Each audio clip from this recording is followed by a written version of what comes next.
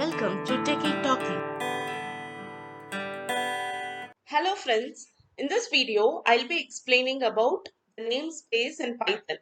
So what do we infer from this term namespace?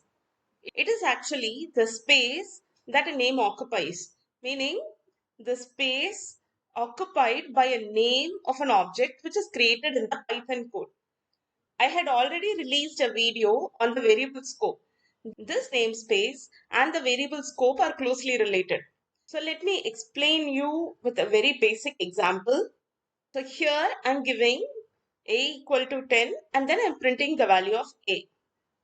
When I execute this code, I can see that 10 gets printed on the screen. So this means that this variable a is the reference name to an object that contains the value of 10.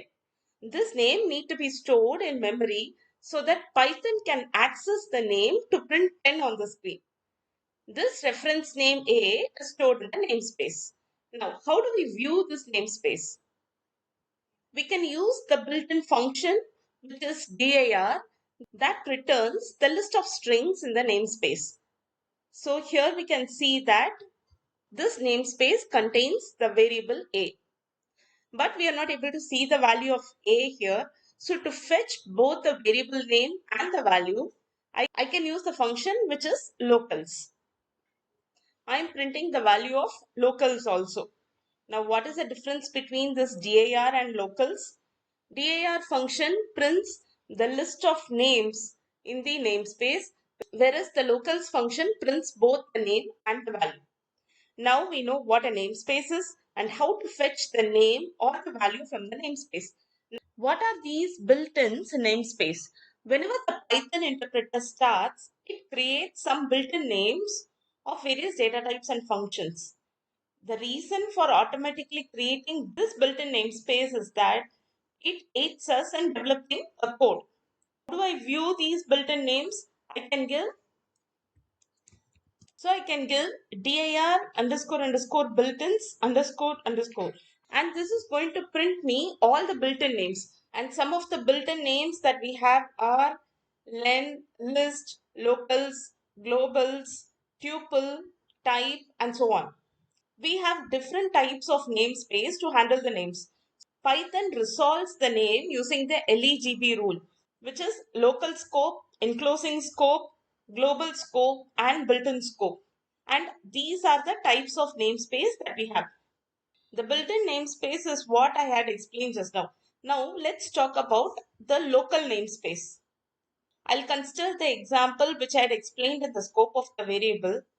In this example, I'm defining a function and making a function call. So local namespace is one that is created by a function. When I make a function call, Python interpreter creates a local namespace to store the names defined inside the function. I can give print locals to understand what information we have inside this namespace. This print statement is going to return me the dictionary object with the variable a along with its value 20. And this local namespace is not going to exist outside the function. Now, what is an enclosing namespace? Consider the example of a nested function, which is a function inside another function. In this example, we are first making a function call of fn1, and this function call creates a local namespace for fn1 which will have the variable a and the function fn2.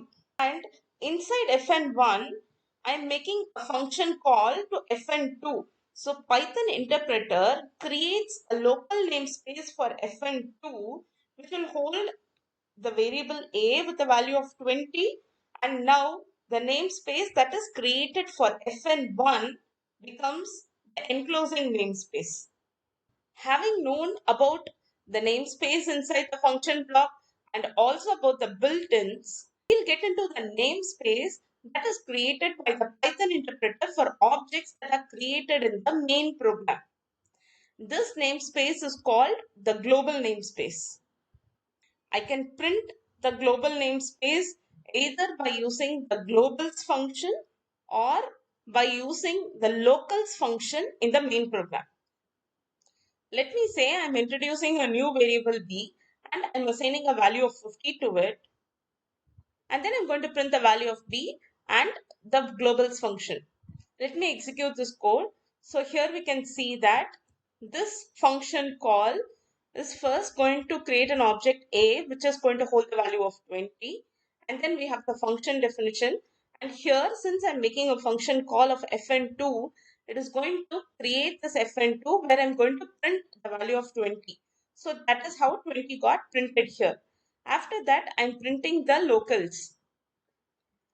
So that is printing me the function fn2 which is inside fn1, and also the variable a which is holding the value of 20. So after that, I'm initializing the value of b to be 50, and then I'm printing the value of b. So 50 got printed here. Now if I print the globals function, it is going to print fn1 which is inside the main block, and then the variable b which is holding the value of 50. Let's say I'm going to import this module math, and then I'm going to use the ceil function to get the ceil value of 3.4 which I'm going to print on the screen.